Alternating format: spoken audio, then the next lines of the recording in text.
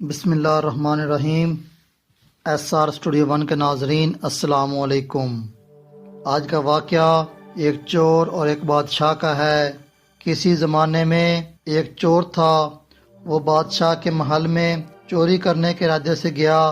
رات کا وقت تھا اور بادشاہ کے کمرے میں بادشاہ اور اس کی بیوی کی گفتگو کی آواز آ رہی تھی۔ وہ کھڑے ہو کر سننے لگا۔ اگرچہ ایسا سننا غلط ہے، ناجائز ہے، چوری ہے، لیکن چور تو چوری ہی کرنے آیا تھا۔ اس کو کیا لگے صحیح کیا ہے غلط کیا ہے، وہ تو چور تھا اور چوری ہی کرنے آیا تھا۔ اس چور نے سنا کہ بادشاہ اپنی بیوی سے کہہ رہا ہے کہ میں اپنی بیٹی کی شادی ایسے آدمی سے کروں گا جو نہایت مفتی و پرہیزگار ہو، بہت اللہ والا ہو۔ جب چور یہ بات سن رہا تھا تو اس کے دل میں خیال آیا کہ کیوں نہ میں کچھ ایسا بن کر دکھاؤں کہ بادشاہ میرے ہی ساتھ شہزادی کی شادی کر دے۔ دل میں ایک حسرت پیدا ہوئی اور چوری کرنا بھول گیا، لیکن دھوکہ دینے پر اتر آیا اور گھر جا کر بہت دیر تک سوچنے لگا کہ کس طرح میں اس بات پر کامیاب ہو سکتا ہوں۔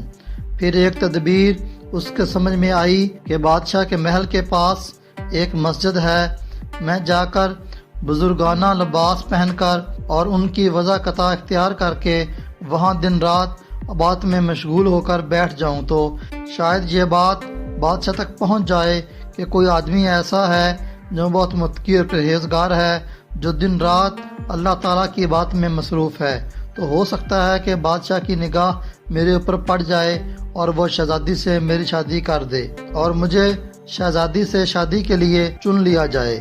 یہ اس چور کا ایک نہایت حقیر اور ذلیل دنیاوی مقصد تھا جس کے لیے اس نے ارادہ کیا تھا۔ پھر اس نے اپنے پروگرام کے مطابق بزرگانہ لباس و پوشاک وضاحت اختیار کر کے اس مسجد میں جا کر نمازوں پر نمازیں، ذکر و اذکار، تلاوت، مراقبہ سب کچھ کرنا شروع کر لیا۔ دن گزرتے رہے اور لوگوں میں شہرت ہوتی گئی کہ کوئی اللہ والا یہاں پر آ گیا ہے، بہت بڑا ولی لگتا ہے جو دن رات بات کرتا ہے۔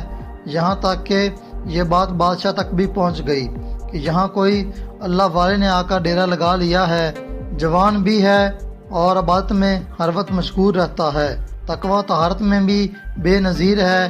جب بادشاہ کو یہ بات معلوم ہوئی تو اس نے اپنے ارادے کے مطابق غور و فکر شروع کر دیا کہ شہزادی کے متعلق جو سوچا تھا اس کے لیے اسی کا انتخاب کیوں نہ کیا جائے۔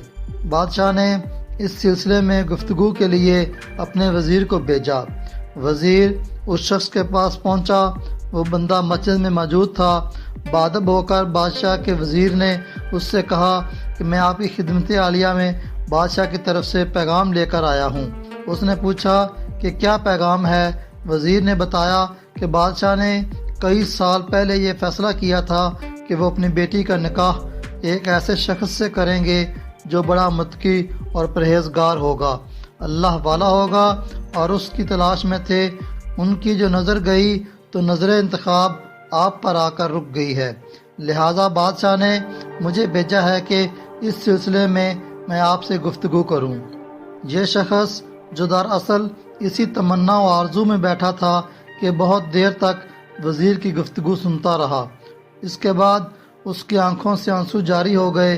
وزیر نے پوچھا کہ کیا بات ہے، تو کہنے لگا کہ آج جو پیغام لے کر آپ آئے ہیں یہ پیغام مجھے منظور نہیں ہے۔ وزیر نے کہا کہ کیوں منظور نہیں ہے؟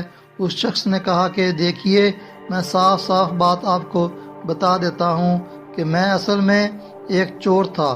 ایک مرتبہ میں بادشاہ کے محل میں چوری کے ارادے سے گیا تھا، پھر جو کچھ ہوا اس کو سنایا، اور اس کے بعد اس چور نے کہا کہ میں نے وضاحت اسی حرص کی وجہ سے اختیار کی تھی، لیکن میں یہاں آ کر بیٹھا تو میرے خدا نے مجھے اپنا بنا لیا۔ اب بس اس کے بعد مجھے اور کسی چیز کی کوئی ضرورت نہیں ہے، میرے لیے میرا خدا کافی ہے۔ بے شک جب عبادت ہو جائے، نماز ہو جائے، ذکر ہو جائے اور ہماری دیگر باتیں واقعی عبادت ہو جائیں تو بے شک یہ نمازیں اور عبادتیں انسان کو برائیوں سے روک لیتی ہیں۔ اگر آپ کو بھی اس طرح کی ویڈیو پسند ہیں، ہماری ویڈیو کو لائک کریں، چینل کو سبسکرائب کریں اور کمنٹ سیکشن میں اپنی رائے کا اظہار ضرور کریں۔